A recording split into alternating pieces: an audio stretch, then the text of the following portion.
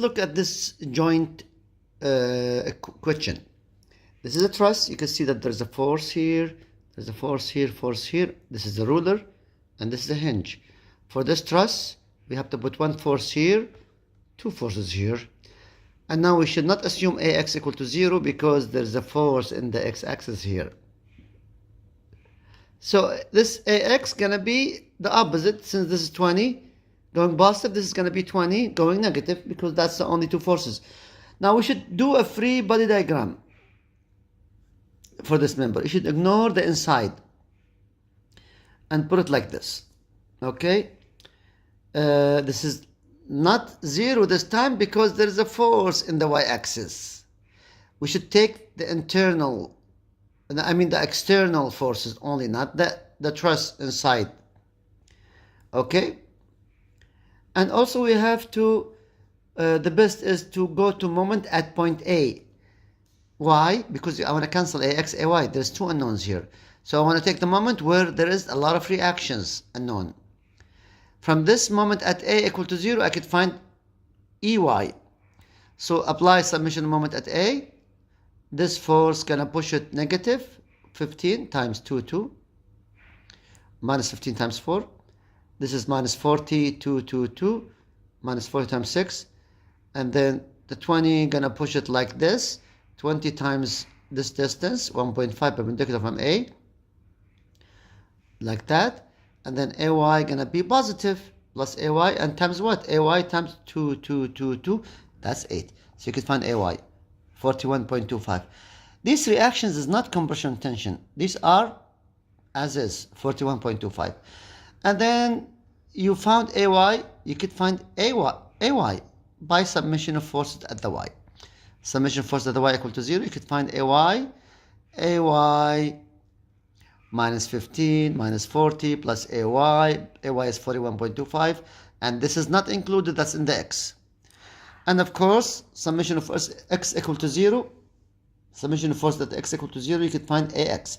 AX is minus 20, which means it is the opposite direction. So we found out right now the reaction. Now what is needed? He need the calculate the force in member CH. What is CH? Here is CH. For this one, we should stay away from the other forces. We should take point A, joint A, and start working from point A. Because if you start from point E, you're gonna have this force, it's gonna make it difficult. We need only CH. So let's start from joint A to make it easy. We always make it easy on us. Let's take joint A. Again, I did not look at the solution, so I'm assuming joint A because you should be away from the forces. So at joint A there is 20 kilonewton, there is 13.75 kilonewton for AY, and there is FAH in the x-axis, and there is FAB. We need to know 3 and 4 and 5. Let's go and find the angles. See? FAB it's 2 and 1.5, which means 2 and 1.5. If you want to find the angles, 2 and 1.5 is equivalent to what? If you double this, it's 4. If you double this, that's 3. 4 and 3 is easy to know because 4 and 3 and 5. Okay? So you could make it like this. You could make it 2 squared plus 1.5 squared all under square root and find the other one. You could do that. But for statics, if it's double, and that's what all the time, which means 4 and 3. So what he did here, to find the angle, it's 4, 3, and then 5. So now, we need to find out both FAB and FAH forces. So let's find out. But again, for the joint method, there is only summation of force at the Y, and there is summation of force at the X. Joint A, you do summation force at the Y equal to 0, you could find out FAB. And that is negative, which means that FAB is compression. Find summation of force at X equal to 0, FAH is plus, so it is tension. Now, we did joint A. Okay, now remember, we need CH. Either we go to joint H or we go to joint P. The best is, well, no, go to joint B is crazy because I want CH. Let's go to joint H because joint H will give you CH right away. Okay, so it's not good to go to A to B. We don't need to go to joint B. We need CH. Let's go to joint H. Much easier because they will have the force CH here. So let's see if he did that. Otherwise, he's crazy. Well, to be honest, joint B, he's crazy. Why he did joint B? I don't know. There's no need. Let's do it and see. Because he's taking the difficult way. Joint B, you'll have two forces. You'll have one force compression, one force tension, and one force tension.